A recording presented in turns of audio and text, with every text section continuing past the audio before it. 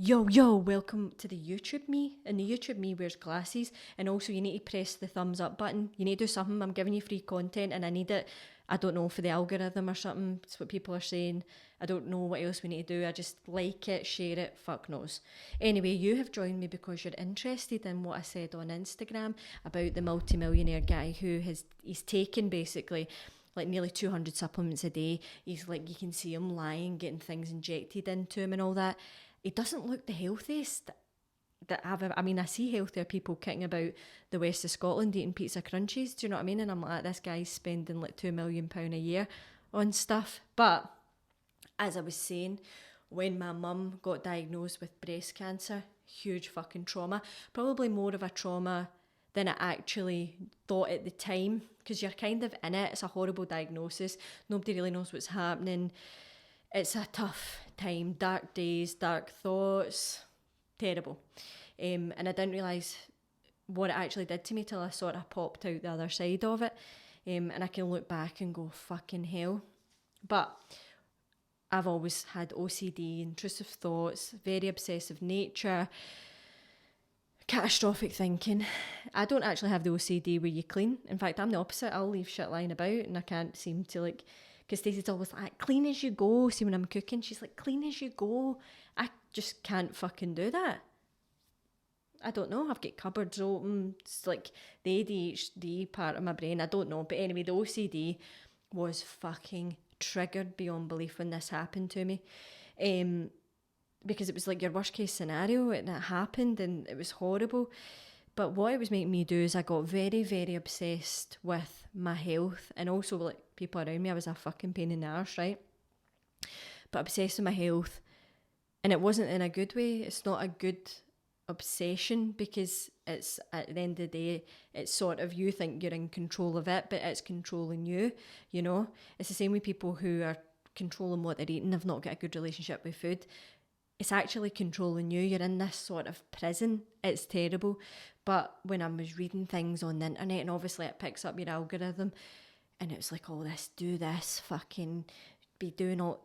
And I was doing absolutely everything you could imagine. I was spending a fucking fortune on supplements. Now, supplements have their place, but we don't need to be taking thousands of them and spending loads of money on it. And this is one of the reasons that I'm kind of targeting these sharks on the internet that are saying, oh, you need this supplement, that supplement. Swipe up, click the link in my bio. Funny that, isn't it? You're making commission off selling it to people. And I feel like I'm angry about the people that saw me as a target. When I was going through all that, I wish somebody tried to pull me out it instead of selling me stuff. Do you know what I mean? So I'm here to fight the good fight for you, so don't worry about it. I've got you. But then what was happening, spiralling out of control, reading things like things that aren't backed by science as well, because a lot of the health industry isn't backed by science, right? I could go on and say any old shit. I could also go and lift dog shit from the garden, put it in a supplement bottle, KP Fit and Well, boom, there's my supplement. It's not regulated. And that's a huge issue as well in the health and wellness industry. Things that are promoted don't have any backing. There's no meta-analysis done. A meta-analysis study is a study that's been done loads and loads of times over and over. And as well, I think what the internet has done to us is it's made us not be able to know how we feel. We're kind of like relying on somebody to say, do you have brain fog? You need that. And you're like, do I have brain fog? Actually, yeah, I do. Oh, you need this now. Do you feel like this? Oh, do you online shop on a Tuesday night? Oh, fuck's sake, you need this supplement.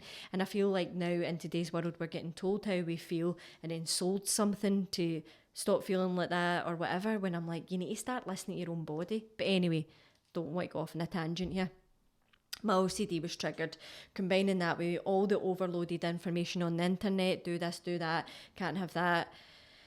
And like I said, I was wearing gloves to touch receipts.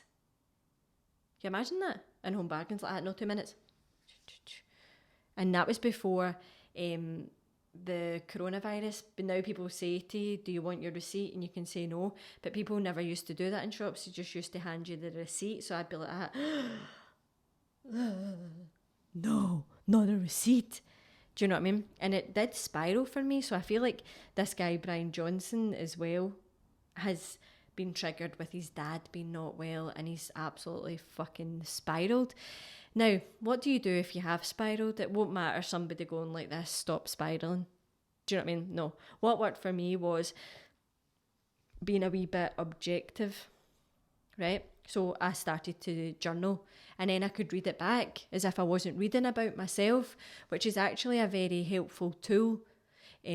It's something that you can do in a lot of things, even if you're caught up in a situation. See if you, and I mean, I've got an app on my phone, and I don't journal every day, I don't journal every night, but I'll just put a wee bit in sometimes, and then I could read it back. So what it was doing for me is it was making it feel objective. It was like I was reading about somebody else. So that's a very useful tool.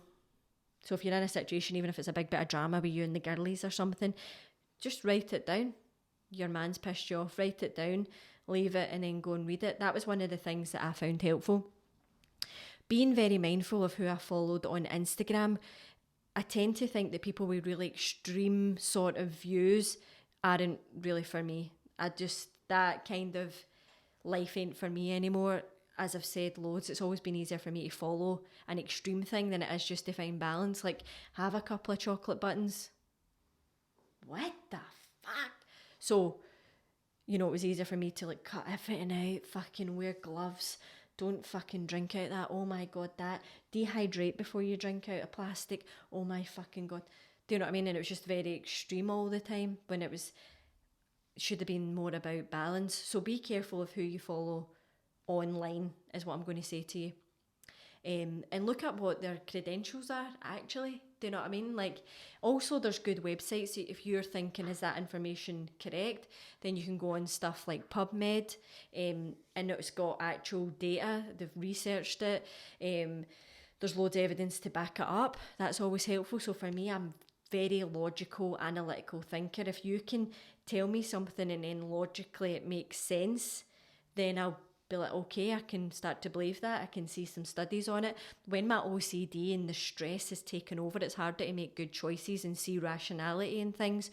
So when my OCD was bad and I'm all fucking stressed out, I wasn't being rational. So I was getting told or reading crazy things, but it wasn't, now I would read it and go, that doesn't make any sense, let me research that.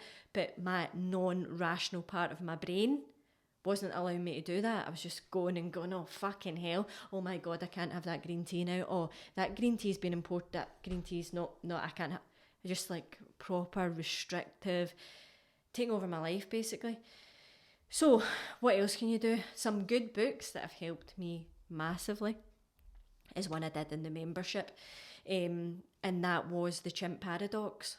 Really, really good book, because what it does is it kind of separates this part of your brain like it's somebody else. So you can actually control your chimp. Basically, we've all got this chimp that's living inside of us, and it can make you have these irrational thoughts. Your chimp is very impulsive and stuff. So when I was having these thoughts, when I was caught up in it, it was a whirlwind. I didn't know I was doing all this and being crazy. I didn't know. But when I could start to recognise through practices like self-growth, reading the books, Chimp Paradox, meditation gives you this sort of like slow motion in time where there's a break between what you're thinking before you actually react, which was so helpful. It was making me be a bit more mindful of my behaviours, right? So this has been a long process, by the way. This hasn't happened overnight. So then what happened? The Chimp Paradox, brilliant book. Makes you kind of question yourself. Brilliant. Because if you start to question yourself, then you can be there in the moment, right? Be present in the moment before you do something. Question it. Do you want to do that? What would be the outcome? Blah, blah, blah. So the book kind of gives you things like that, working on practical advice. It's honestly a game changer book. So The Chimp Paradox, get it in audio. You can get the book, whatever you want to do. But the girls in the membership who read it as well fucking loved it. Meditation, couple of minutes a day. Maybe you won't manage it every day, but the more you practice it, the more you kind of strengthen that sort of like calmness, stillness in your mind. Do you know what I mean? Some journaling, write that down. And also the final thing I'm going to talk about is something we are working on the membership now, and it's shadow work. It is basically going into the deep dark bits of your personality that you don't know about, they're not the most desirable traits either, because sometimes we don't want to see that in ourselves, you know. So if you can do some shadow work, that was one of the bigger shifts for me as well. It taught me about my obsessive behaviour. It taught me about being anxiously attached and why you'd be like that. And then when you start to unpick all that, it gets a bit messy. But when you come out the other side, you're a better person for it. So I hope that wee video maybe give you a wee bit of direction. I hope it's helped. Let me know. Share it. Do whatever you need to do. But peace out. And don't spend £2 million on supplements and weird shit. Don't do it. You don't need it.